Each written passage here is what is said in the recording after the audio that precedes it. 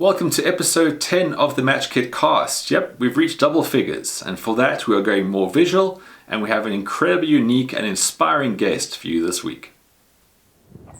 When I was born with only one complete limb, which was my right leg. My right arm stops a few inches below the wrist, and my left arm stops through the elbow joint. And at the time of birth, my left leg stopped around 3 inches after my knee.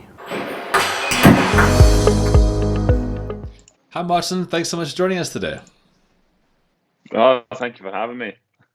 Now Martin, on face value, I'm sure you widely refer to someone as someone who suffers from the congenital limb loss and deformity, but having gotten to know you a little bit by looking at your profile online, the word suffer doesn't really come into it. You are such an outgoing, incredibly inspiring athlete. Where did this passion for sport really begin for you? I think the passion for sport began for me being the youngest of four boys, so it was naturally a very energetic household. And, from there, with my older brothers playing, football and running around and just having fun and just general mayhem as young boys get up to it, that kind of fueled a competitive edge in me and made me want to obviously compete with them and do everything that they did. So, I think I owe a lot of my outlook and personality to the way that I was brought up with my brothers. Now, to go through some of your original sports that you did show an affinity for, are very much alike, table tennis wasn't one of them. So how did this sport come about being something that you seem to gravitate towards and enjoy? Yeah, as you said, it's not really, the most natural of sports, especially when you have no hands. You don't really get a draw for table tennis. So for me, it all came about at a Scottish Disability Sports summer camp. So it was just in high school, there was this summer camp for disabled people looking to find new sports and create sort of like pathways into, hopefully one day the Paralympic Games. And there was loads and loads of sports to try. And on the final day, table tennis was one of those sports, and I loved it. I strapped the bat to my arm with like a piece of Velcro and almost like a tea towel just to sort of hold it in place, and it was like just so crudely fixed in my arm, and I just had great fun, and it was just it's almost sort of spiraled or snowballed, whatever you want to call it, from there, and it's been a great journey. Was there a particular person or a particular event that really helped you kind of kick on as such? Like as kids, we all start something and we all want to be great at it, and then life gets distracting. Other things pop up. What were some of the main aspects for you to become further into your sport, so to speak? So the two main aspects for me, as you said, life can get in the way and it can be distracting. So by the time that I was starting to get involved in table tennis, I was sort of 16, 17, almost 18. So, friends are going out partying and things like that. And obviously the distractions there. So the main influence on my journey in that sense was my coach, Terry McLernan. And he, as soon as I started playing, said, you can do anything you want in this sport, and I'll give you the support you need, but it has to come from you. You have to want it and you have to apply yourself. So straight away that mindset was there that, actually my coach is telling me that I can do anything that I want. So that was obviously a big motivation factor, that I could, have the support from him, and he would, do what he needed to do to help me play and continue to grow. But in terms of an event, it was without a doubt London 2012. I managed to get some tickets to go down and see the table tennis live. And on the day that I got tickets, I was lucky enough to see Paralympics GB win 2 team bronze medals. And the whole atmosphere, the setup, the drive, determination, and passion that these guys had for the sport was incredible. And from that moment on, I was like, that's it. That's what I'm doing. I'm going to be like these guys. And to back that with the support that I was getting at my home club in Drumchapel, it was just there was no other option for me. It was going to be table tennis. Now, obviously, the Paralympics has done a fantastic job in exposing the variety of sports that are out there for para-athletes. Your classification, Martin, how is that set? And then when did this kind of happen in your career that you're given this classification? So I got internationally classified at the Hungarian Open in 2013. And for me, it was a very straightforward process, which I know for other athletes isn't always the case. But I was put into class 6 for para table tennis, and class 6 is the lowest standing classification. And what I mean by lowest is that determines the severity of the disability, not the ability to play the game. So it's all about trying to group people together where it's somewhat of a level playing field, or as close to a level playing field as it can be, with either similar disabilities or similar ability to move or to play certain shots, just because of the nature of para sport. It's so wide and diverse. To have very defined classification is hard. So I think table tennis, we have a very good classification system. We have 11 classifications, 1 to 5 being wheelchair, with 1 being the most severe, and as you go up through the ranks, 5 being the least severe but still a full-time wheelchair user, and then 6 to 10 is standing athletes like myself. So a 6, me, for example, I have all 4 limbs affected. I have no hands. I've only got 1 leg from the knee down on my left side, and my right leg is, from an outsider's perspective, fully formed, but I actually have like a slight deformity in my foot, which affects my leg as well. So you would never see that, because obviously you wear shoes and stuff. So having all 4 limbs affected puts me in the lowest category as a class 6. You work your way up to class 10. This is the most able of categories. It's very minimal impairment, and a lot of these guys play at an incredible level on the able-bodied pro tours. And then class 11 is your learning difficulty category. So it's quite a diverse spectrum in terms of table tennis, but I sit at the lowest end of that in terms of physical capability for a table tennis player in class 6. Now, Martin, your career to this point has been quite interesting, with some incredible travel being involved.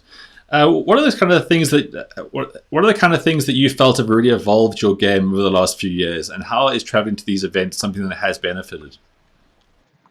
I think you hit the nail on the head there. What's helped me evolve is the travel. It's going to new places and new cultures, because it's the vast majority of our tournaments happen in Central Europe, and it's Europe, depending on where you're going, especially Central Europe from the UK, you can be there in an hour and a half, 2 hours. So these flights are super easy, and you can travel all over Europe and play in great tournaments. But for me, the real experience and growth came from going to Asia, to Tokyo, to China, to Thailand, and then a few weeks either prior or after that, I'm flying off to Mexico or the USA or places like this. And it's just that constant travel, getting pulled all across the world, really helped me grow as an athlete, because I learned so much about myself, how to deal with certain situations, but also how to maximize performance when you're jet lagged, when you're feeling a bit sluggish and slow, because of you know what it's like trying to travel all over the world. It can be very difficult. So doing that and then having to perform off the back of it, when you're used to these little super short journeys, like an hour, 2 hours, and you don't even notice the difference. Whereas the travel and the experience to different cultures and different environments really helped me grow as an athlete. Now, speaking of growing as an athlete, 2012, as you mentioned, was a big moment in your career as far as inspiring you to go to the next level. Now, 2020 has been a difficult year for all athletes. Every time I do one of these podcasts, I always feel like it's a difficult thing to talk about, because 2020 was set up to be such an amazing year for you in particular, because it is an Olympic year. Now, how has 2020 been as far as where your game is currently at, and how this has hampered your Olympic aspirations? Yeah, as you said, it's been tough for all athletes this year. For me, it was shaping up quite well. I played a couple of tournaments at the beginning of the year where I had some fairly decent performances. I had some really close games with the world number 1 early on in this year, and that was just building on the confidence, because I had my eyes set on the world qualification tournament that was scheduled for May this year. And I had obviously my eyes set on that. That was my target and my focus. So I was feeling like I was coming into some good form. And then 2 months before the qualification tournament, obviously the UK and pretty much the rest of the world simultaneously went into lockdown, and we couldn't compete, we couldn't train, we couldn't do anything. So that was such a massive blow, and we were, for such a long period of time, in like this phase of limbo, like what do we do, because we can't go and train, but we still have to obviously keep active and be ready to go at a moment's notice, because as everyone's aware, the current climate changes day by day. So it was such a strange period to be in. And then I think sort of as a team and, the coaching staff and everything involved, we kind of gave it like 2 weeks. And then we initiated our own sort of at home back to training program, where we started doing calls like this, but we would, do a group gym session together. And that really boosted the team morale, because seeing your teammates and friends like doing squats and stuff, but someone like needs a break, so they just sit on their couch and have a cup of coffee, like, it's hilarious. So we had all these fun environments, and it made it good because we could still work as a team and see each other. But obviously as a collective, it was just so tough at the same time, because everyone was either gearing up for the Paralympic Games or for the World Qualification Tournament in order to qualify for the Games. So it was difficult, but now I feel like we're used to it, and we know what the plan is going forward, and we're now in a position where we can be proactive. Martin, your career to this point, I mean, you're still such a young man. You've got so many great times ahead. I know 2020 was a big sort of goal for you, but there's so much time ahead. Something else I really enjoy about your profile and your character and what you're currently doing with your sport is the Peripod. Now, I think your podcast has been going for about as long as the MatchKit podcast itself. What are the kind of things that you are looking to kind of achieve with that as a sports person? So obviously being a sports person, as you said, you tend to have connections in the sporting world.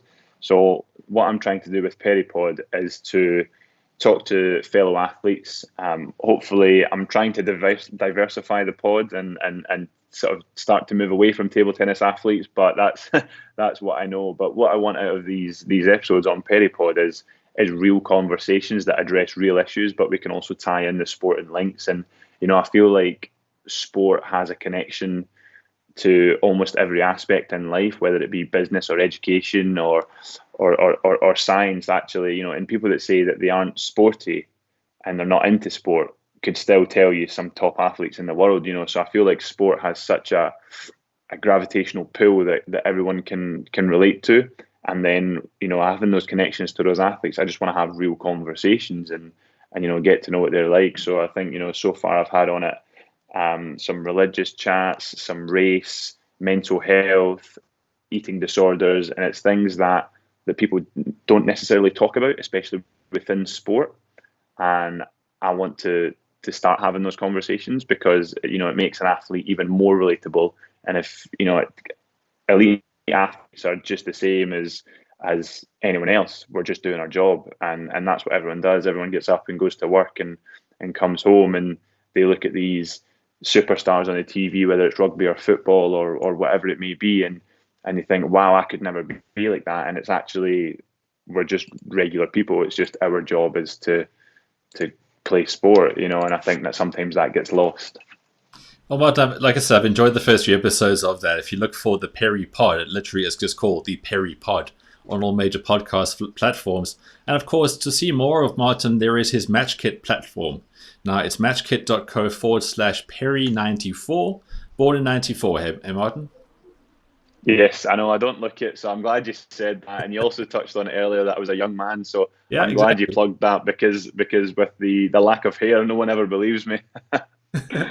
Well, I've really enjoyed your profile to date. You've really covered your bases nicely there. Your store is activated, so if you want to buy some unique Martin Perry merchandise, you have the options to do so. And again, of course, you can look at all his social media platforms as he progresses his career, and obviously holds out for the dream of Tokyo 2021 now, which sounds a bit different. I love the idea of Tokyo 2020; just sounded so good. Martin, thank you so much for your time today. It's been great chatting to you. It's been great getting to know you online as well, and I wish you nothing but the absolute best going forward. Thanks very much, Ben. I really enjoyed it.